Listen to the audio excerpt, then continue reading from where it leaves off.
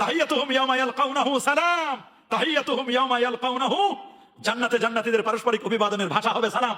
জান্নাতে একজন আরেকজনকে যে সম্বোধন করবে কি বলে? আরো যারা বলেন কি?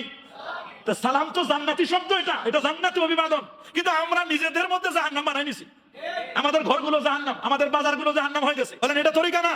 সালাম হলো যার সাথে দেখা হবে, যিনি প্রথমে সালাম দিবেন। আল বাদিউ বিস সালাম বারিউম মিনাল কিবর, যিনি প্রথমে সালাম দিবেন তিনি সালাম দিলে কিবর থেকে, অহংকার থেকে তিনি মুক্ত থাকবেন। সুবহানাল্লাহ।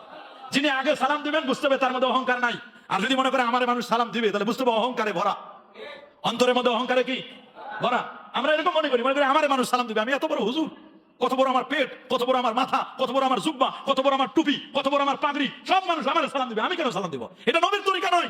আল্লাহ নবী যখন ছোট ছোট সোনামণিদের কাছে দিয়ে যেতেন, ছোট ছোট শিশুদের পাশ দিয়ে যেতেন, সাল্লামা আলাইহিম মাররাবি গিলমান, নবীজি গিলমানদের ছোট ছোট বাচ্চাদের পাশ দিয়ে গেলেন, নবীজি তাদেরকে সালাম দিলেন। সুবহানাল্লাহ। শিক্ষা দিতে হবে। আপনি খালি সালাম পাওয়ার ইচ্ছা করেন, সালাম দেওয়ার ইচ্ছা করেন না।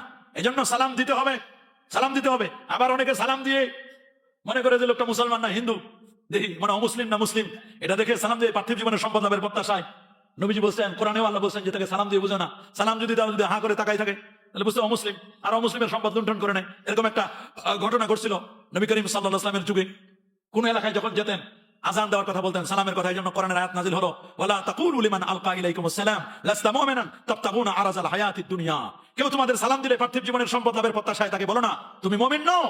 একজন যদি কেউ অমুসলিম মনে করেন সালাম দিছে, তুমি মনে করলে এই লোকটা তো অমুসলিম, আসলে দিছে তো আমার সালাম মনে নিজের জীবন রক্ষা করার জন্য না। যখন সালাম দিছে তখন তুমি চিন্তা করে দেখবা লোকটার মধ্যে ঈমান থাকতেও পারে, তার মধ্যে ঈমান থাকতেও পারে। আর এখন বর্তমান অমুসলিম যারা, তারাও সালাম শিখে গেছে, ওরা আরো বেশি সালাম দেয়, ওদের সালাম আরো বেশি শুদ্ধ। কিন্তু মুসলমান যারা, তারা সালাম দিতে পারে না। সালামের স্টাইলের কোনো শেষ নাই। সালাম আলাইকুম দেখেন না কি দেয়?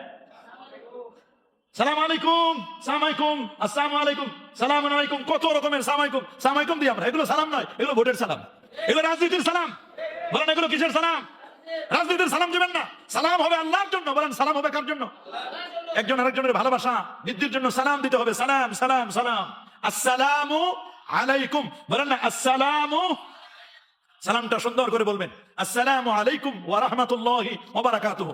এখন সালামটা অনেক ভাবে ব্যবহার করা হয়। একজনের কাছে টাকা পাবে, এখন কেমনে বলে যে ওর কাছে আমি টাকা পাবো? বলে ভাই আমার সালামটা তারা পৌঁছাই দিও। এখানে সালাম পৌঁছাই দেওয়ার অর্থ মানে আমার পাওনা টাকাটা যেন দিয়েছে। বুঝেন বুঝেন, সালামটারে আমরা অপব্যাখ্যা করি, সালামটারে আমরা অপব্যাখ্যা করি। এই সালাম মানে কি? টাকার কথা মনে করে দেওয়া। বলে ওরে আমার দরকার, অফিসে গিয়ে আমার সালাম দিবা।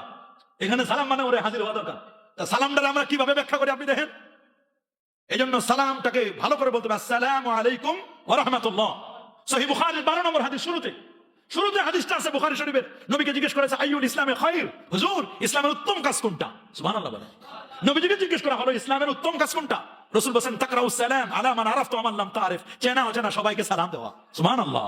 চেনা অচেনা সবাইকে কি করা?